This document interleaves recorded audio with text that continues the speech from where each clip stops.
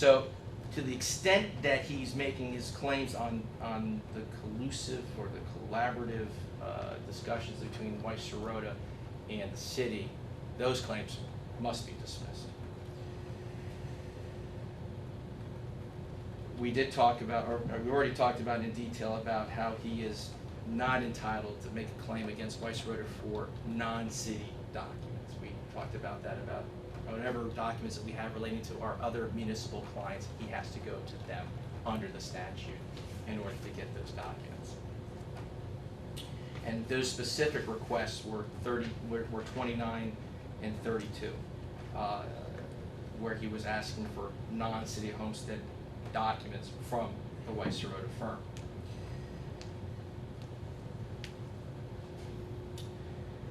I do want to talk a little bit, and we had an interesting dialogue at the last hearing regarding individual capacity, official capacity, redundancy.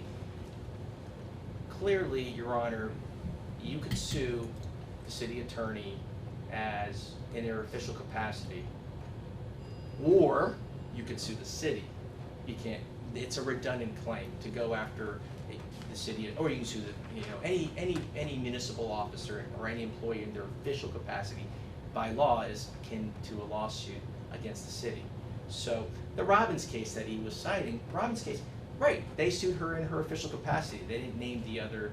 They didn't name who she worked for as, so there was no redundancy there. So it's either one or the other. Sue the city or sue Weiss Sirota in its official capacity. It's not suing both. And clearly, under no interpretation of any case can you go after the individual attorney of the city attorney. The individuals at the Weiss Sirota firm, the 8 attorneys that are being sued, they're all employees of the city attorney. They're not the actual city attorney. And what was interesting, we talked a little bit about that NCAA case, the FSU with Gray Robinson. Gray Robinson was sued, but no specific attorney was sued. The law firm was sued. The law firm was the one, but the law firm operates through its attorneys. It doesn't just operate, as some like any other organization, magical being, right? So you don't go after the individual attorneys. You go after the law firm. So his only options are go after the city or Weiss Sirota in its official capacity as city attorney, or a specific. He's also named the city manager and city clerk, also in their official capacities. But it's so convoluted, just one or the other, but not specifically me, Mr. Zeskind, or Mr. Stetton. Those parties need to be dismissed, even though he said, I'm naming them in their official capacity. Well, Matt Mandel, Sam Zeskind, Eric Stetton, we don't serve in any type of capacity for the City of Homestead. We're employees for Weiss Sirota, who is the city attorney. So that's why you can't name us individually. Those claims should be, at the very least, Weiss Sirota in their official capacity, no specific attorney. And we did talk about in detail already about requests 4 and 6, which it is interesting dialogue and certainly an issue that I thought we had good discussion on. But again, it's important that here he is not actually, at least we didn't see from the complaint, you got to look at the relief. He's not seeking the production of those records. In fact, if you heard what he said that the records were produced to a third party, and he saw the video. His issue with those requests weren't that we redacted it, it's that we were charging him, or were going to charge him for the production of those videos, which he says it was an issue. But he wasn't actually seeking the production of those videos. Again, the videos or dash cam or whatever we call it, were produced to a third party who's not here before the court, who's not challenging the redaction. So while it's an interesting discussion, an academic discussion for sure, it's not something that's pertinent or salient to the claims being made by Dr. McDonough. So I know I have, looks like 19 minutes. I mean, I think I'm done, but okay. I always give whoever the movement is the last word. Right. So in the event I need to address any further, I reserve the rest of my time. Thank you, Your Honor. Thanks.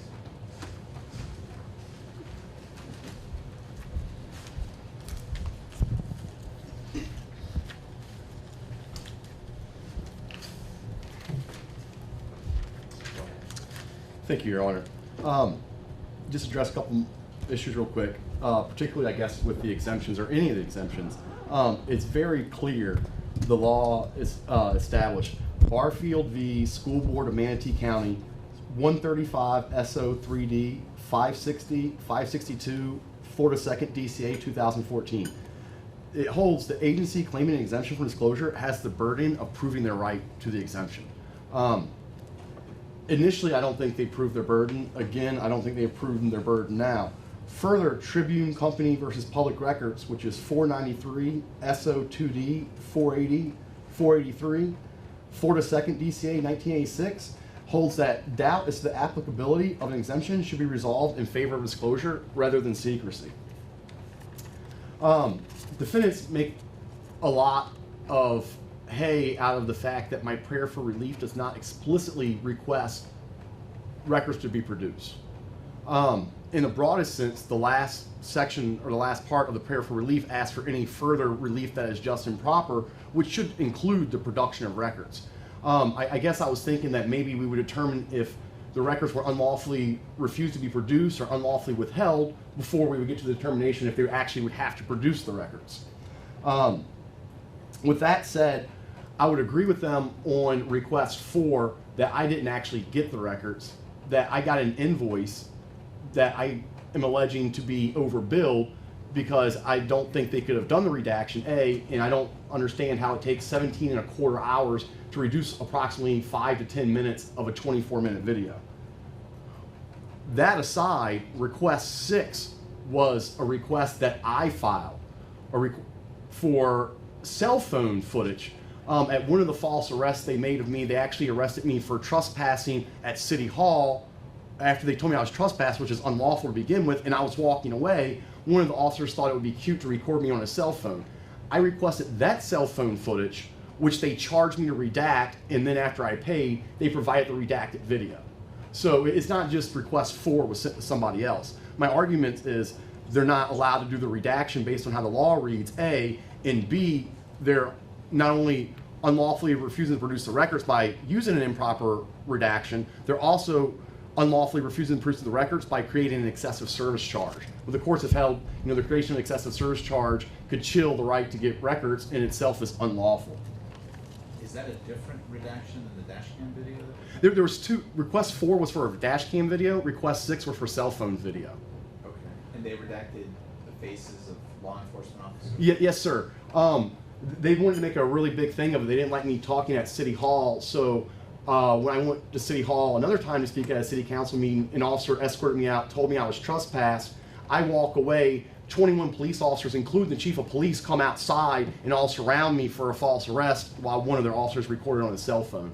So one was a police officer's cell phone footage, but that cell phone footage was also given to the city because they wanted to use it in their malicious prosecution of me for a separate arrest that's aside from the federal civil rights lawsuit, and which is another federal civil rights lawsuit that should be filed before too long.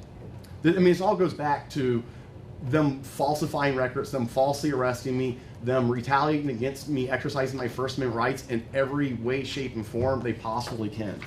I've used public records to try as a method of pre-discovery to determine what was happened, who did what was going on behind the scenes, and to try to uncover what I am alleging to be their malfeasance therein. Skipping forward, Mr. Mandel argued that I'm not seeking production of records. I think it's beyond dispute that I am seeking production of records. I filed a motion for entitlement to my right to the records, and that argument is absurd on its face. He's saying that I'm arguing they didn't produce records, and I'm only arguing to determine that they weren't produced. Well, if they didn't produce records and we determined that it was unlawful for them to withhold the records, well, clearly it follows that they should then produce the records afterwards. I don't know how anybody could look at it any other way.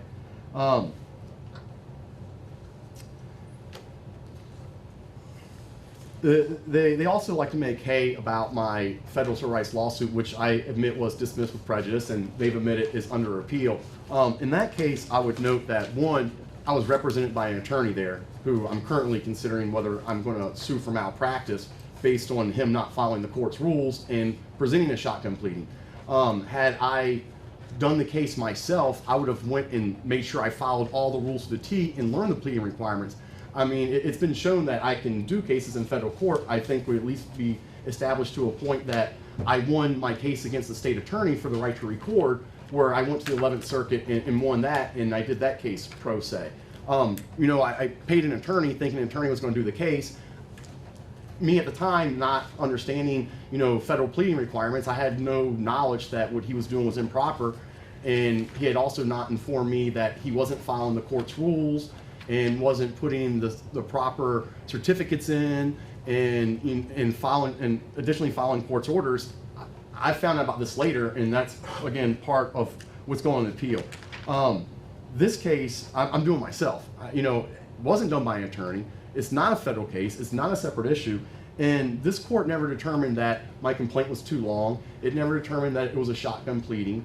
I will admit that, I've added many additional requests, and the number of requests has ballooned exponentially, but the length of the complaint has not. I mean, I spent a lot of time trying to narrow the complaint as much as possible. We went from the last request having the complaint being the First Amendment complaint being 50 pages long and having approximately 10 to 15 requests that were contested, to now there's 42 requests that are contested, but the complaint's only gone to 60 pages. I could have tried to make it shorter, but some of the requests, there's a lot more facts that, at least to me, appeared to be important and pertinent to the issue at hand of that specific request. A lot of the requests that I've added now, you can see a lot of them are in like one paragraph. A couple pages have 4 or 5 requests on the same page because they're very simple.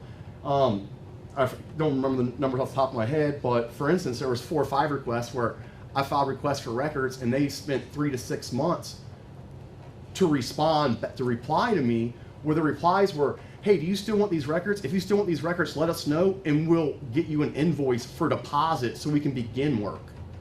They should have immediately replied and said, hey, we got your request, and then within a couple days or a week or two, been able to send me an estimated invoice for a deposit if they needed a deposit to begin work.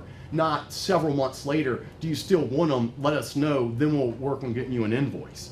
I added those mainly to show that beyond any doubt, Homestead has a pattern of delaying records requests to me.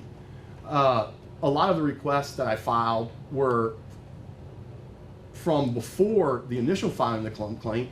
However, there's requests that were added to the Third Amended Complaint that were filed after the initial filing. And the same arguments and the same alleged violations are being continued, which clearly supports my fear that these violations will continue into the future if they are not enjoined.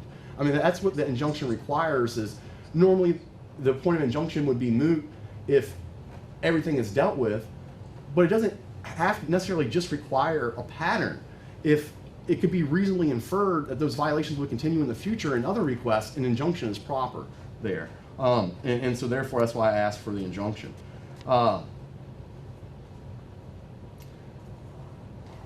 Defendants also make hay that this case has gone on for more than a year. I'm not very happy with the case going on for more than a year. It is what it is, but I find it to be completely hypocritical for defendant to make this argument. The majority of the delays have been caused by the defendants. In one instance, in the first hearing we had on this case, Judge Bailey verbally ordered Mr. Mandel to provide me with a list of fees, which we have on transcript and on video. Mr. Mandel agreed to. After that, Mr. Mandel refused to provide me with a list of fees. I then had to fight with Mandel, where he contested to me having the order amended, and then the order was amended, making him give the list of fees. After that, me and others, for over several more months, repeatedly messaged him, asking him to comply with that order. It took 8 to 9 months before he could comply with that order. And if you look at the first order that was made by Judge Bailey, she said that we should have further hearings to determine if there was overcharges for requests 1, 2, and 3, which were the requests from the initial complaint. Without me having their fee list to see what they're billing, it was being impossible for me to even contest. I mean, the reason it spent months before I amended the complaint is because they hadn't followed the judge's orders and there was nothing else I could do. Further, co-counsel or opposing counsel, Mr. Zeskind, created delays by trying to go through abusive discovery, which is another issue I'd raised earlier that became moot now. In his discovery, he was asking for a lot of things that I believe most of it is not, all of it is not relevant. I don't believe they had a right to it. I gave them a lot of it just to avoid us having to come in here, motion practice, and waste the court's time. Mr. Zeskind then went and wrote in documents to this court that the reason he had a right to this discovery was because I had written that I wanted to write a book to teach people how to harass government entities with public records requests and when. That was a 100% false statement. I sent a records request to Mr. Zeskind asking him for proof that I on social media had said this, and the response he gives me was a comment I had made where somebody had said that they hoped that when this specific case was over with, I would help other people. And my response was, I want to write a book on this and how to win. That was my response. But somehow that gets twisted into, I state that I'm going to harass government agencies with public records requests and teach others on how to harass government agencies with public records requests. It's just absolutely false and ridiculous on its face, and it's just one more delay by defendants. When you first set the hearing for this hearing, you set it on October 1st, upon which Defendant Mandel objected to for religious purposes.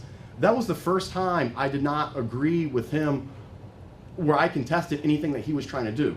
The reason I contested that is that then became the 5th time that Mr. Mandel contested or blocked or did some action that prevented us from having the earliest hearing on this case.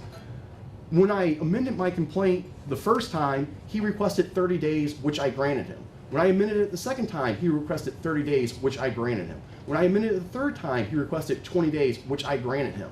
When we add up all the delays, if this case has been going on for 14 months, 12 months of the delay is caused by defendants, and it's unreasonable. So I don't think it's proper for him to argue that because the case has gone on for a year that it means I should be punished and have my case dismissed. It just makes no sense to me whatsoever. They argue over the notice of claim, and I'll agree with them. I filed a notice of claim. The notice of claim was for actions taken on October 29, 2012, where I was falsely, or I believe I was falsely imprisoned in retaliation of my First Amendment rights. The defamation case, which is a separate case, was for actions where Officer Merguido made defamatory statements leading to me being arrested in April of 2013. They were on separate dates and separate times. Now, they want to argue about the notice of claim. They misunderstood, or that the notice of claim was to be for the defamation case. The notice of claim was for the civil rights case. I could not have state tort claims against the city in the federal civil rights claim if I had not filed a notice of claim. The defamation claim might have possibly been included in the federal civil rights claim, but defamation has a 2-year statute of limitations, or civil rights has a 4-year statute, so I had to file the defamation claim, the case before we were ready to file the civil rights case. So it might be argued that they are somewhat related. It might be argued that they have similar facts in common. That is not dispute. But it also can't be argued that they're not separate cases. I never requested records related to the federal civil rights case. I requested records related to the defamation case.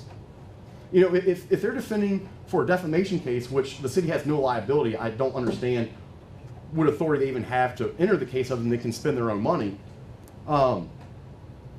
They're clearly two separate cases. And the settled law for public records is very clear that when one case is over, even though records might have been exempt during that case, when it's over, those records are no longer exempt, and those records must be produced even if it would harm the agency's position in related cases or related claims, which is exactly the case we have here. Where they've accused me of commingling counts, it appears opposing counsel has commingled the cases, which are separate cases with separate issues, separate claims, even though, they're somewhat related, they're not the same, and they're derivative.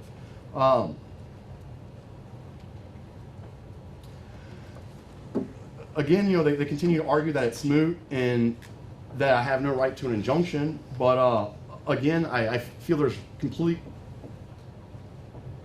justified on my behalf a belief and fear that the violations will continue. And the violations happened for years before I filed the case. The violations happened after I filed the case. The violations continue to happen. There's nothing, no showing or action on their side that would support that all of a sudden they're just going to start complying with the law. Unless I'm completely improper in that their refusals aren't unlawful, but that's not an issue to be dealt with at a motion to dismiss. That's an issue to properly be dealt with in summary judgment or at trial.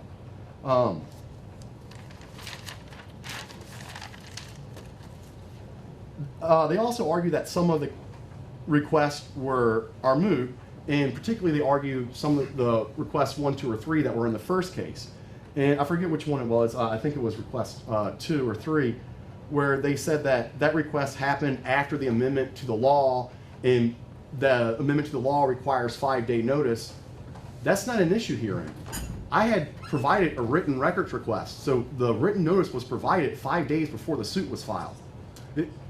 I think they've confused that notice with the notice on their contractor requirements. Under the 2017 amendment, you have to file a written request with the custodian of records or with the agency 5 days before you file a suit.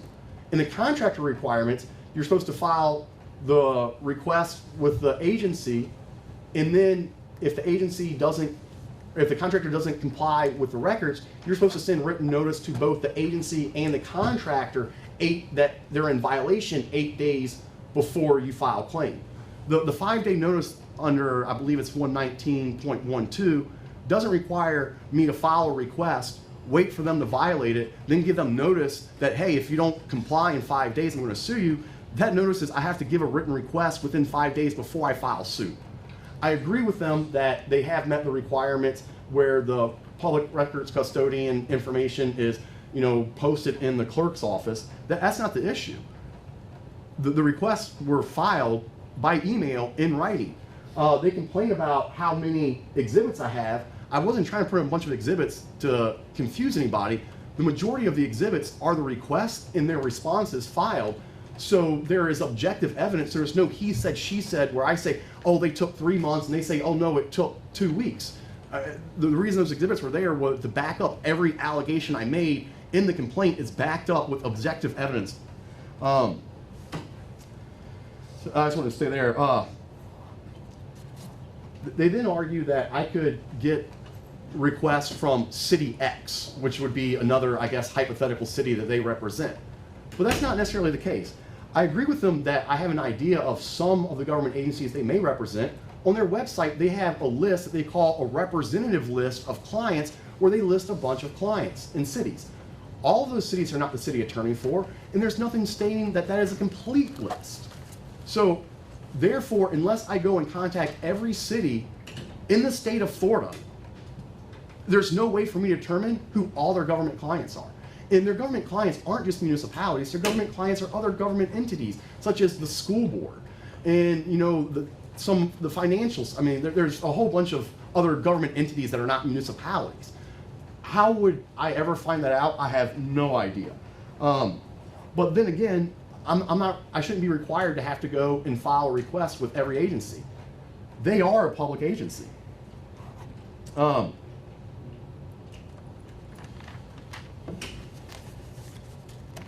You brought up and asked them and said that you would ask me, so I'll go ahead and get to that, about 119.0701, which is the part that has the contractor requirements. And as you discussed, Section 1, the definitions, A, says what the contractor is. But then B specifically defines a public agency.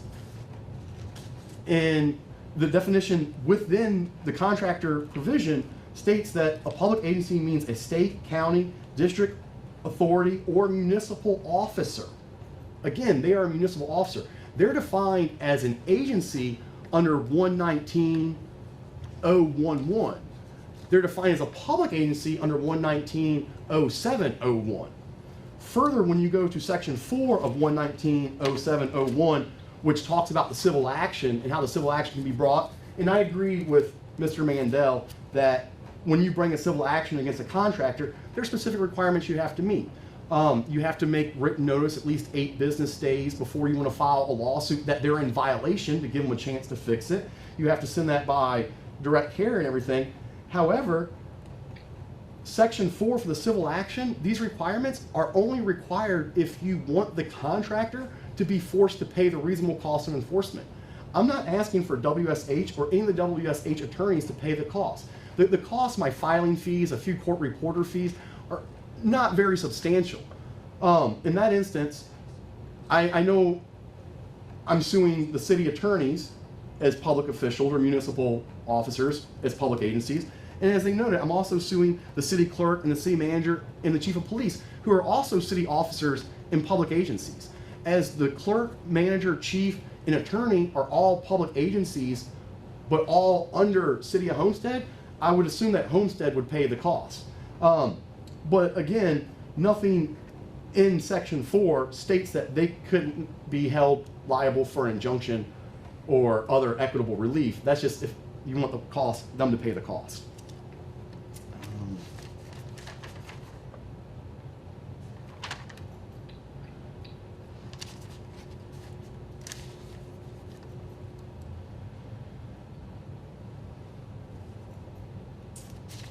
There's one other thing I wanted to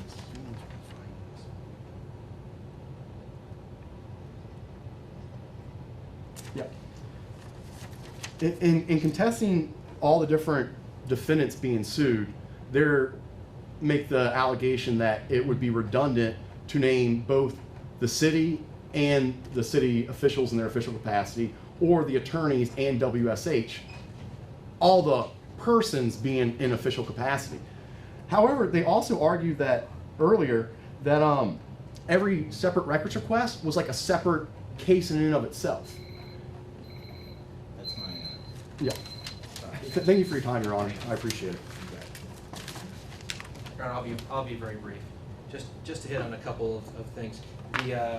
The request that he was talking about, just wanted to order what he said on the dash cam. It wasn't for 24 minutes. It was an entire day of video that he had requested the day of this incident. So the estimate was 17 hours, which I think is, when you look at that, when you're looking through 24 hours of video, I think that, I mean, obviously that's another issue, but he objected to that, but that's what it would take to go through full days of video.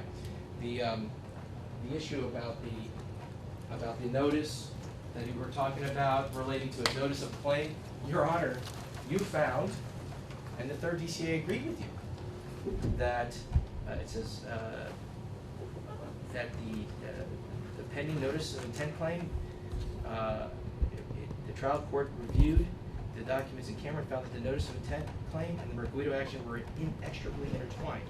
That was a correct ruling, and that was affirmed as correct. The issue about the 5-day notice, that he's basically saying he didn't have to give a 5-day notice. The chapter 1912, just give me 1 second, I have it right here. Subsection 1B says, it says one says if a civil action is filed against an agency to enforce the provisions of this chapter, the court shall assess and award the reasonable costs of enforcement, including reasonable attorney's fees, against a responsible agency if the court determines that the agency unlawfully withheld to permit a public record to be inspected or copied. And B, this is what's important, the complainant provided written notice identifying the public record request to the agency's custodian of public records at least 5 business days before filing the civil action. So to say that it wasn't a requisite or requirement is contradictory to the law. He said that, the last thing about asking, again, about Weiss Sirota and who we represent, and he's not required to file with the public agencies to get our records as it relates to the public agencies. Yes, he is. 119.0107 3A specifically requires him to go to those entities. And how is he supposed to know who we represent?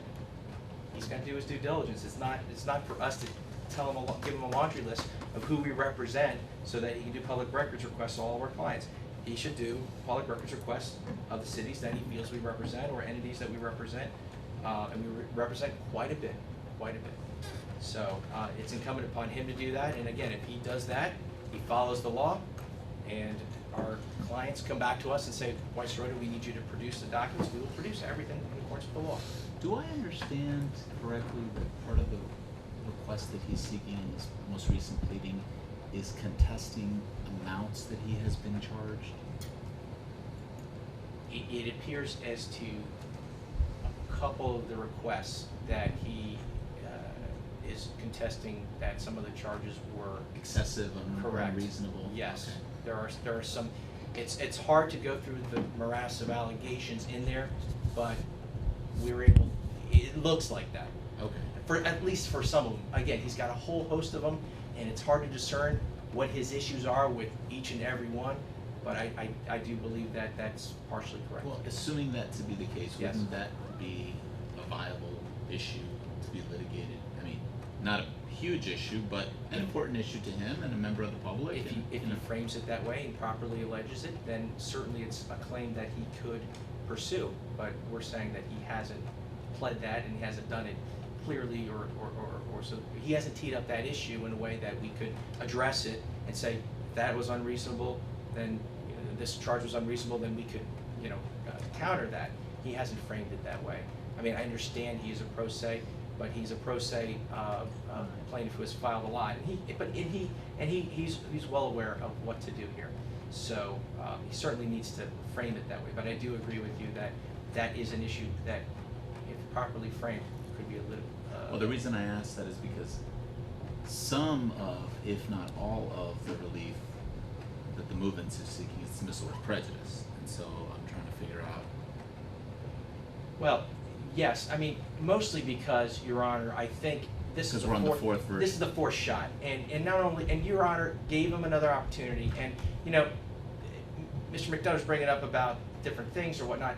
He, on his own, Judge Diaz was about to make rulings on the pending motions. At the hearing, I want to amend.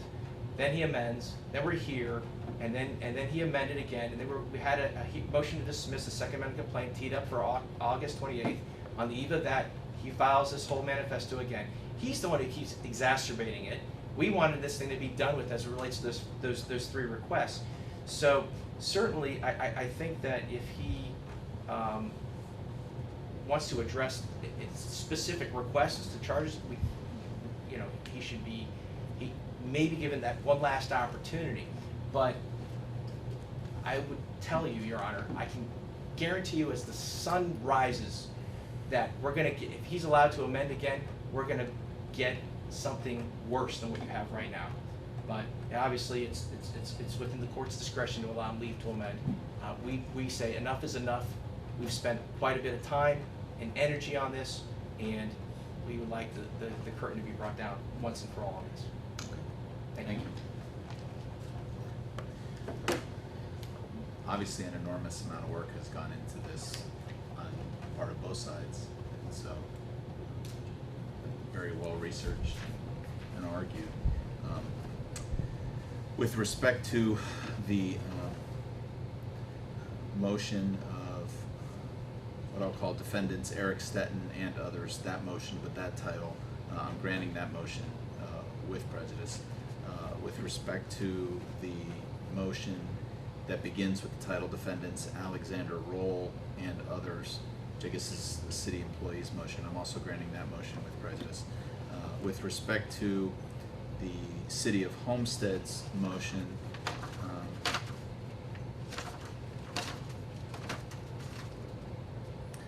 I'm granting the request.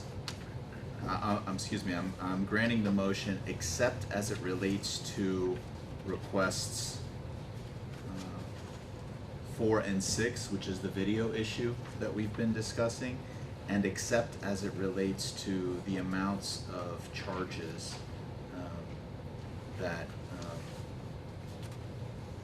the plaintiff is contesting as to their reasonableness and the amounts. And that would include dismissal with prejudice of the injunctive relief and declaratory relief claims, except to the extent that we're talking about those issues, the redactions and the excessive charges. Okay, so I'm gonna ask the movant to prepare a proposed order, proposed orders, one for each motion on the 3 motions. Obviously send it to Dr. McDonough for his review prior to submitting them to me. I'm gonna ask you to submit them please by the emergency motions category in e-courtesy, in Word format, and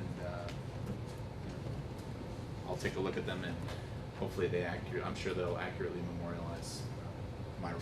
Okay? I mean, if we just said for the reason stated on the record, or you actually want us to elaborate exactly what you said? I mean, I can have the court reporter type it up and then I can say for the reasons. Yeah. And incorporate the transcript of proceedings dated October 18, 2018. Okay, thank you, Judge. Thank you. Thank you, Your Honor. All rise, please. I'll be back for my 4 o'clock.